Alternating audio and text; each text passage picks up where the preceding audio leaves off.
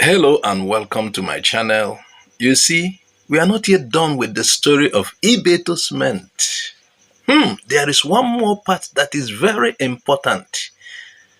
We have discussed how the federal government tried to stop him. We have discussed other factors that stopped him. But there is the case of Igbo na-egbu Igbo. Do you understand what it means by saying Igbo na-egbu Igbo? Yes, the federal government has done their part. But the Ibeto tried to come back. He tried to come back. So what stopped him? Ndi Igbo. Ndi Igbo allowed themselves to be used. And that is another problem. I'm going to play a voice note for us. You need to hear the other part. Sometimes, sometimes we are part of our own problem. Of course, if Ibeto goes to Nkalagu, it should be an easy deal because he's now in Igbo land. But something happened. Igbo na-egbu Igbo. You thought I would stop at Dangote and the federal government, what they did to stop Ibeto? No. There is what the Igbo people did. I'm not ashamed of talking about it. We have to clear everything inside out. Yes, we are going to reveal everything.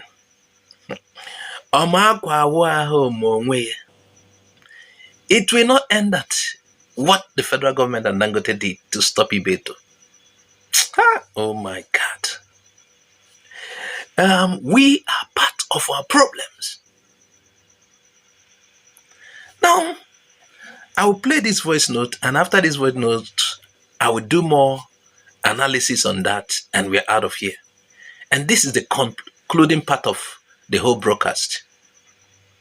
And I will link all of these videos so that if you touch one, you will see the others. Because they would have been longer, but it's not good to have them as one. Unless offline. So I will link all of this video. Anytime you point at Nigerian government for what they did, you also point inwards at our Igbo brothers who also took part in stopping Ibeto. Now let's play for you to listen. Igbo na-egbu Igbo, Igbo na-egbu Igbo.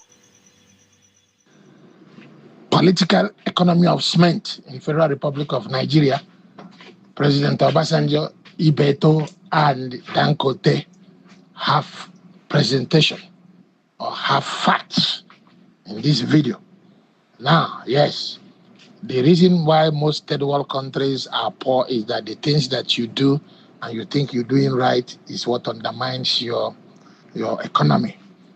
There's no free entry and free exit to business, and there is no referee in the name of police and court to adjudicate business disputes. That is apparent in third world nations. That is why you have poor countries, even though they have huge resources. In this case of Ibeto and Dangote, there was no free entry and free exit in the production of cement in Nigeria, because if Obasanjo wanted truly to produce cement in Nigeria, he could have invited all cement manufacturers and say, hey guys, I want local production of cement, and I will give you people 2 years to wrap up whatever you're doing, and I will advise you guys to merge. If you don't have the capital, you can join hands together to produce cement for Federal Republic of Nigeria. But Obasanjo, being primitive and backward like most elites in Africa, he still could not rise above sectionalism, tribalism, and religious bigotry, actually. So he did what we call crony capitalism by aiding one person over the other. But now, in the cement production today in Nigeria, you have 3 to 4 companies that is producing cement. Dangote Cement Limited, Lafarge Cement Limited, I think that's a French company, and Boa Cement Limited.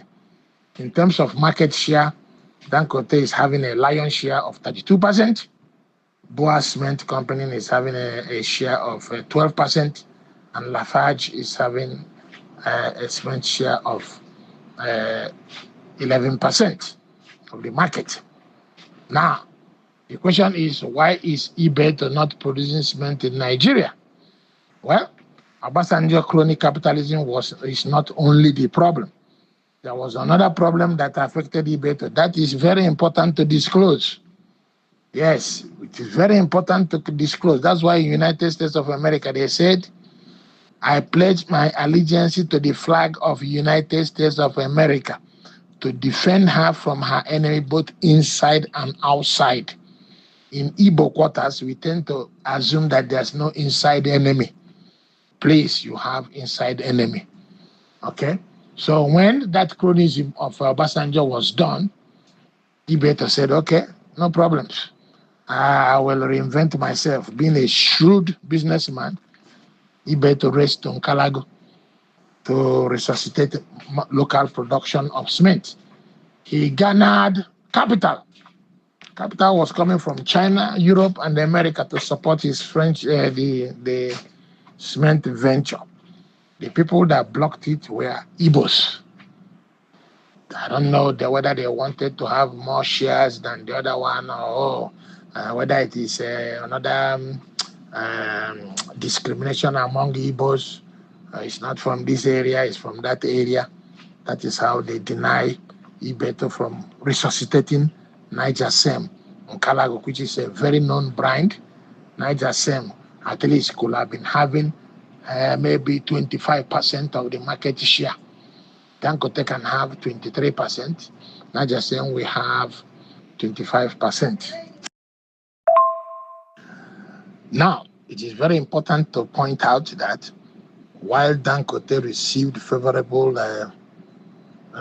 treatment from the central government of Nigeria, he also received favorable treatment from the local and state governments of where he put his factories. He was welcomed in Western Nigeria.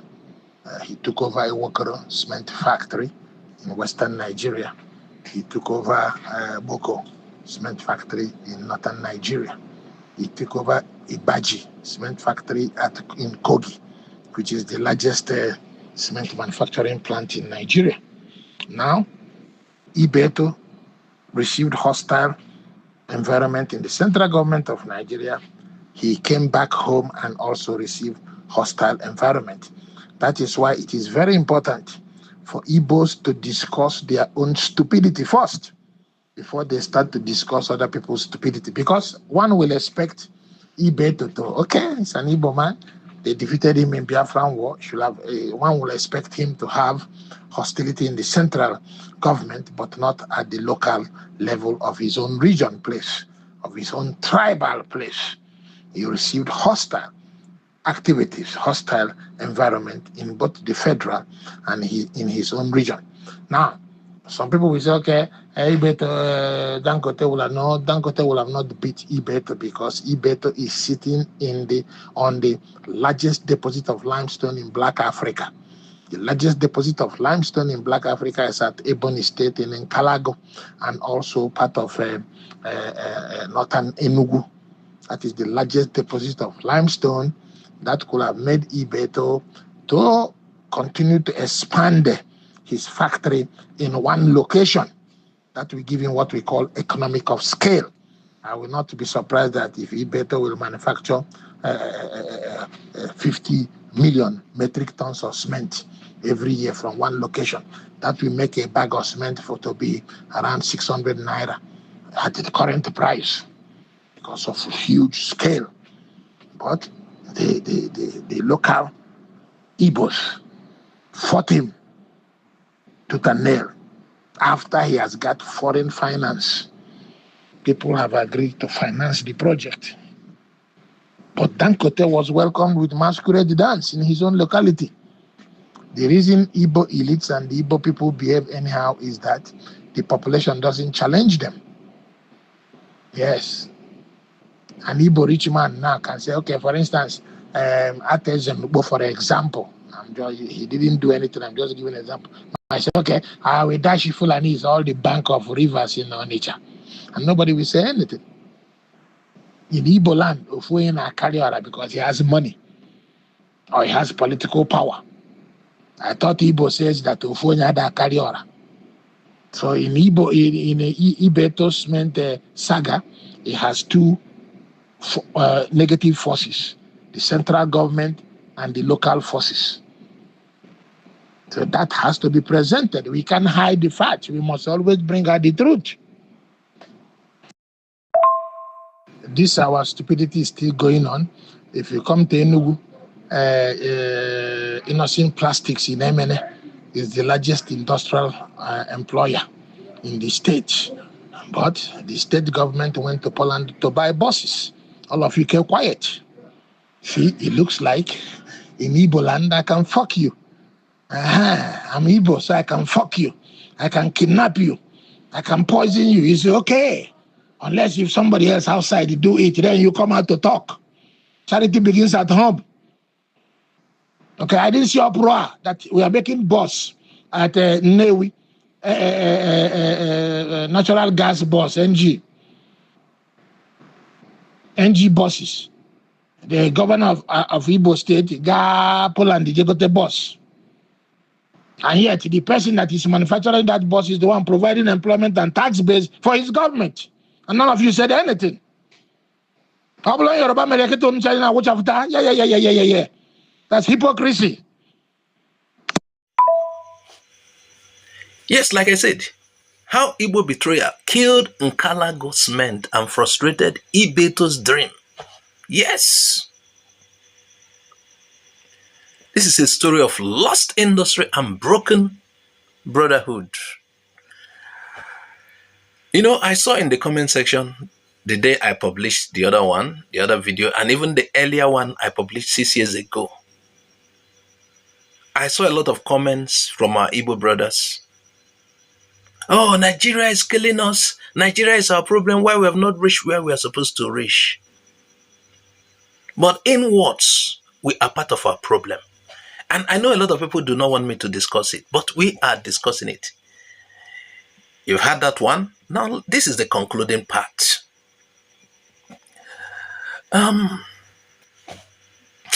I feel so bad, but I have to share this. Once upon a time, in the heart of Ebonyi State, stood the pride of Eastern Nigeria, the Nkalagu Cement factory known as Niger Cement. It was the first cement plant in Nigeria built in 1954. It provided jobs, hope, and strength for generations. But like many things in our land, politics and betrayal turned progress into ashes. Then came a man, Dr. Cletus Ibeto, a son of the soil, an industrialist from Anambra known across Africa for his vision and success in manufacturing. When others were importing, Ibeto was producing. When others were building monopolies, he was building Nigeria. So when he decided to revive the dead Nkalagu Cement plant, it felt like history would smile again on the East. Through Nigeria's privatization process, Ibeto legally bought majority shares in Niger Cement. He came with money, with machinery, with hope, ready to revive, ready to bring back, ready to give thousands of jobs. But then the storm came. This time around, this storm did not come from the north or from the west or from the Nigerian government, but from home. The Ebonyi State government, under Governor Sam Egu, and later Martin Eleshi, began to fight Ibeto's ownership. They said they weren't properly consulted. They accused him of using backdoors, even though every paper showed due process. They sealed the plant. They locked the gates. They pushed Ibeto out and handed the plant to another company, Eastern Cement. Note something about this handing over. They handed over the plant to another company, Eastern Cement, reportedly backed by outside interests. Probably. Somebody say, I smell Dangote. I smell Dangote. And that was how the dream died. It wasn't because Ibeto failed, no, but because his own people refused to let him succeed.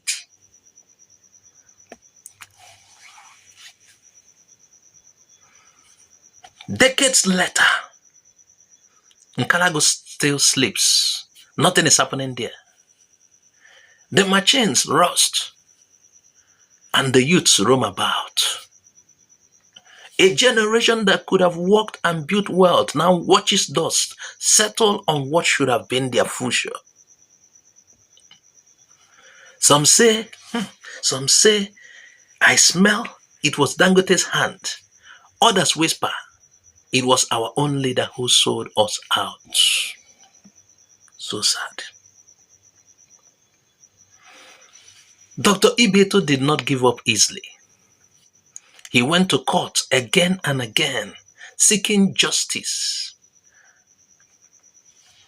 But the system was rigged against regional independence, and the monopoly remained. The same monopoly that today controls almost every bag of cement in Nigeria.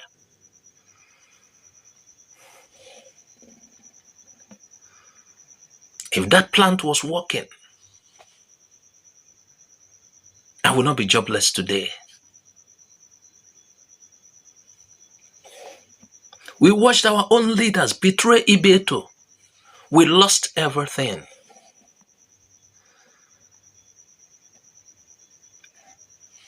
And so we ask, why do Igbo people destroy their own? Why do we envy those who try to lift the East? Why do we let politics divide what unity could have built?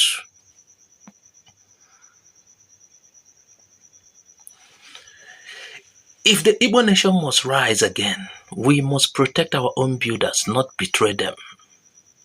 Let us support those who invest in our land. Let us not remember the lesson of Nkalagu Cement, because if we keep fighting our own, the world will keep owing us. Ona afunana, mmiri asi na ime n'akụkụ anyị wee gbarụ. Hey! You've been watching IGBO AREA TV, telling the stories others refuse to tell. Subscribe, share, and join the movement for an awakened and united Igbo nation. This program is based on verified public records, news archives, and documented ownership disputes over Niger Sem and Nkalagu. IGBO AREA TV supports regional industrial growth and peace among all stakeholders.